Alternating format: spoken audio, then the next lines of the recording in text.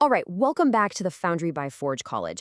Today, we're basically unrolling an engineer's blueprint. Now, if you've been following along with our Solana ecosystem track, the one covering DeFi, oracles, AI, and applied protocols, you're well aware we are right in the thick of the Integrating DeFi Protocols Programmatically module, which is part of the Lending, Yield, and Derivatives course.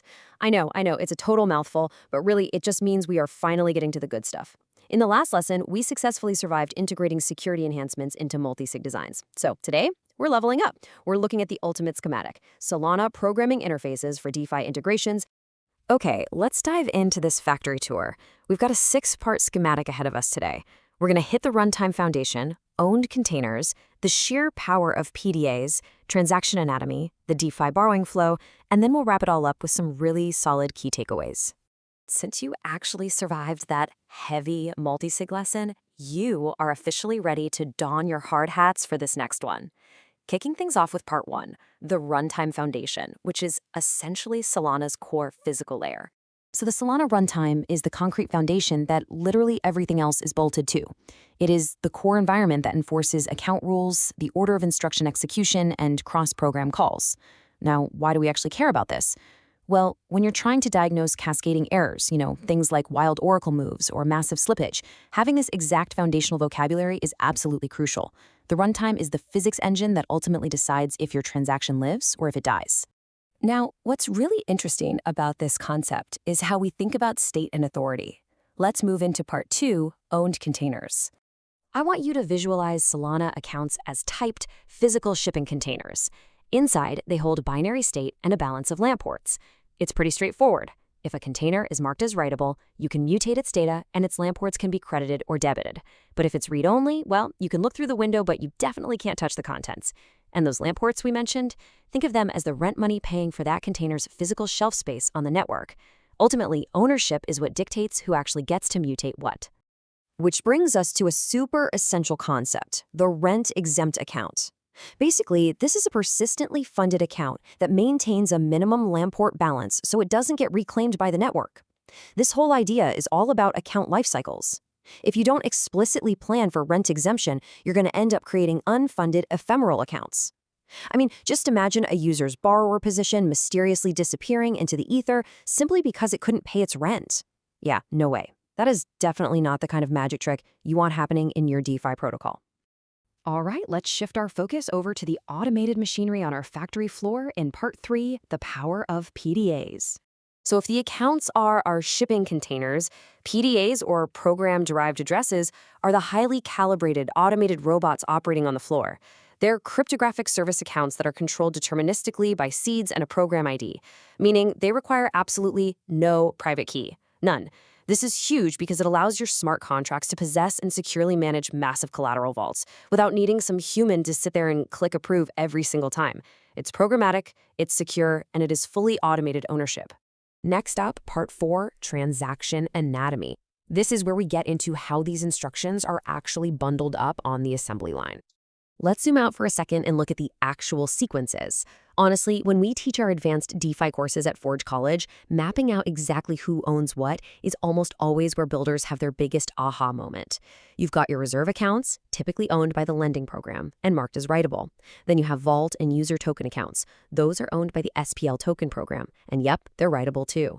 And then of course your PDAs, which are managed by programs via derivation, where the writability kind of varies depending on the job. Seeing this structural layout just makes everything click. Now, how do these programs efficiently talk to each other? Well, that happens through cross-program-invocations, or CPIs.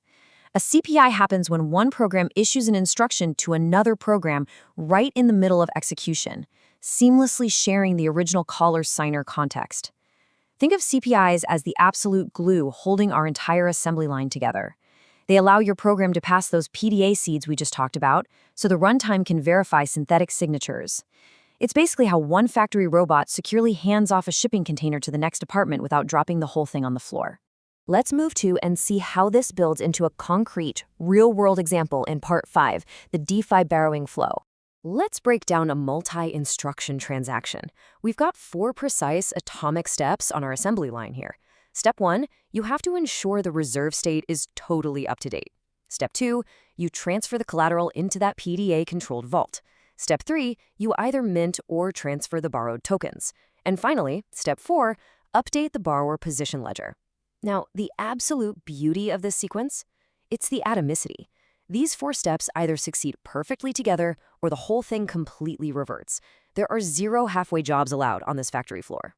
But of course, we have to ask the really painful question. Why do these atomic transactions fail? Because, let's be real, we have all been there, right? You're just sitting there, staring at a massive wall of red text in a failed transaction log, legitimately wondering why the universe is punishing you for just trying to build something cool. Well, here are your usual suspects. These are the most common integration failures you're going to run into. First up, missing writable flags on state accounts. Honestly, that's like a truck arriving at the loading dock without its shipping manifest. Second, forgetting your PDA signer seeds during CPIs. That is basically your factory robot trying to get to work without its ID badge. Then you've got those unfunded ephemeral accounts we warned you about earlier. And finally, just making incorrect assumptions about account ownership. Whenever our assembly line abruptly halts, I guarantee you it is almost always one of these 4 missing details. Okay, bringing it all home with Section 6. Let's lock in the foundational rules for our blueprint. So the crucial point is this. The absolute golden rule of Solana integration architecture is right here. Treat accounts as the primary unit of state and authority, not the program code alone. Seriously, if you architect your accounts correctly from the very start, the code is just naturally going to follow. To put that into practice, here are your actionable blueprint rules for integration. First, annotate your account roles, owners, and flags before you even start typing a single line of code. Literally, draw it out. Second, always use PDAs for token vault delegation, so you maintain that secure automated authority. And third, plan those rent-exempt life cycles explicitly upfront. If you apply these rules right away, you are going to dramatically reduce your integration bugs. And, as a bonus, your postmortem traces will be incredibly clear.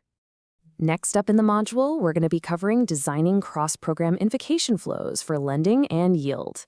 But hey, before you jump into that next explainer, I want you to do something. Go inventory your own protocol's on-chain accounts. Check the flags, verify the ownerships, and really map out those PDAs. And of course, if you want to dive deeper into this stuff or check out more of our advanced resources, make sure you visit forge.college for more top-tier Web3 learning. All right, I'm going to leave you with one final, kind of provocative thought to chew on. How do your own smart contracts actually handle mutable global state during those really complex CPIs? Like, are you truly safe from reentrancy? Think about it. Check your blueprints and keep building.